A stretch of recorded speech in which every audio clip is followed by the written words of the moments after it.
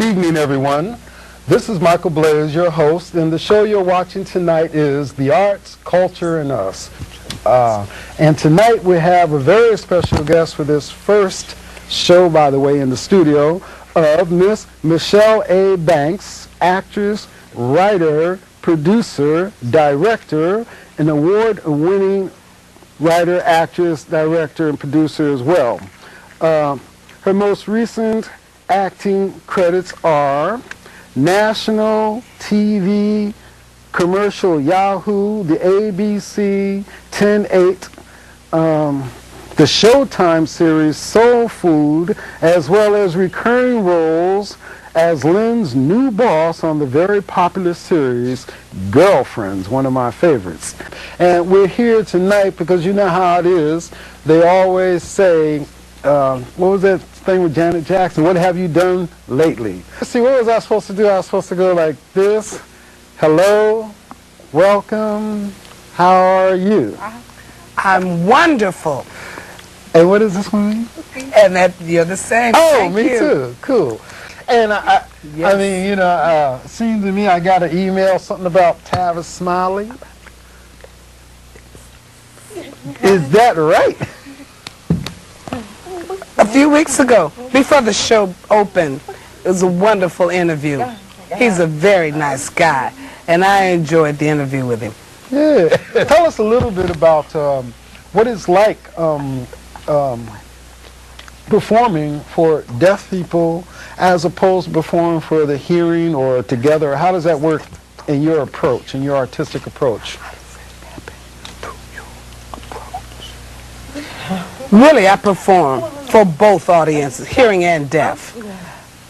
I don't have different approaches for deaf or hearing. It's the same way.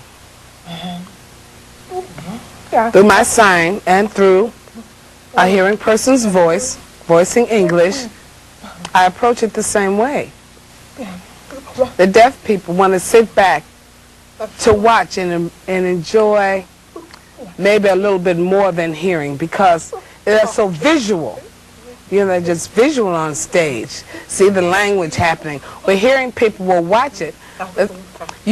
Most people don't know sign language or the deaf culture or ASL. They just come to see the show and they're hearing it and watching it. So maybe hearing audience have a difficult time.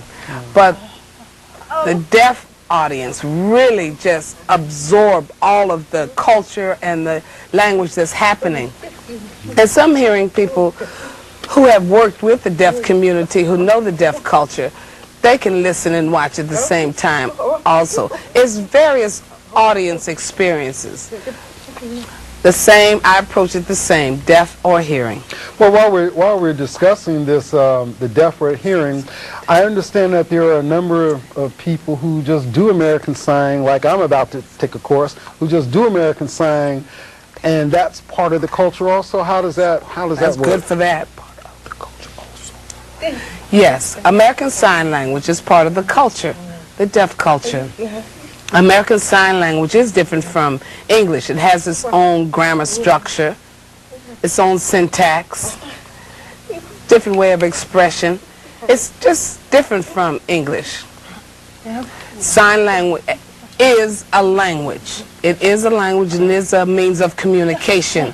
Deaf culture, as a person grows up and listens to their language, you know, now from a deaf family, they know that the light's blinking, stomping the foot, that's part of deaf culture. There are different things that mean deaf culture of itself. What was that with the stomping the foot? That's calling a person. Oh. Calling a person to get their attention. That's deaf culture.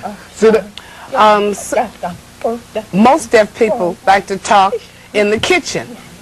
Where there's plenty of bright light. That's part of deaf culture. Hearing maybe like to go into the living room. So there's various things.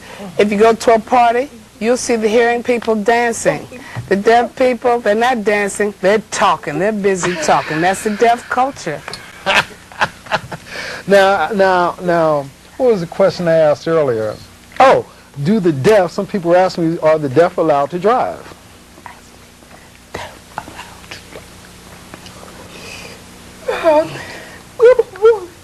People will ask questions, either silly questions or regular questions. The reason why people ask that question is because they don't know what deaf people are capable of. They're not conscious of the deaf culture community. They know nothing about it. The question is valid. Deaf people drive, do we? Yes, we do drive, same as hearing people drive. But I can only say that the deaf drive better than the hearing drivers. I just want you to know. That's what I heard. I was really trying to get at that. I'm glad I was patient. That's what I heard. You know, and then one of our technicians here, Tyrone, mentioned, as a matter of fact, since there's no distraction like music and telephones, might be better drivers because your focus is better, which I had never really thought of. So maybe you are a better driver than me. We'll have to find out. And so I asked you in the back about deaf people's music and so on. Tell me a little bit about what you said about your experience growing up around your father. And I want to point out also that Michelle had the benefit of having parents and siblings that learned American Sign Language. Is that correct? So I noticed in my studies a lot of deaf people do not have parents or siblings that actually understand how to communicate to you. So that was a benefit. So share with us one of your experiences growing up with your father, his love of music.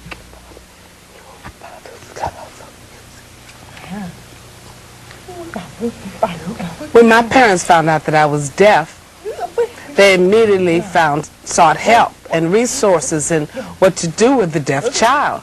So they went to Gallaudet University. Fortunately, we lived near Gallaudet University in Washington, D.C. So they received the help they sought, and they thought the best way to communicate with a deaf daughter was to learn sign language. So my parents took the course, and my brother also. So the three of them learned the language so they were able to communicate with me from the time I was very young. As I was growing up, my family really loved music. They always had the music on the radio, you know, albums and different things. My father always sat in the living room with his headsets on, listening to old school music, like the Four Tops, the Temptations, the Supreme, Love Supremes, the Emotions. So I'd come into the room and I'd tell him to sign to me the words, and my father would sign. He's singing and signing. And I just love to watch it. I just love that. So I feel I have music in me because I learned the rhythm from my father. To see him dancing and doing the signs, I felt what he was doing. So I was in a play for colored girls only. When suicide was enough. I was on stage, and there was an excerpt there about the Lady in Brown and Toussaint Louverture. Said he was a hero that fight the war, you know, in the 1700s in Haiti. So when I wrote my one-woman show, I wanted something similar to that scene. So I had an idea. So I did a scene about Bob Marley because that includes music also. And that was a great idea, so I added that to the scene. And I love reggae music. I love his music. And it's truthful and rebellious. So I felt that music was just part of who I am. People see me sign. The man that Azalea meets while I'm on vacation, you know, in that scene from Bob Marley, they had challenges about that music issue. I showed them that I dance and everything. But it happens in real life. Some deaf.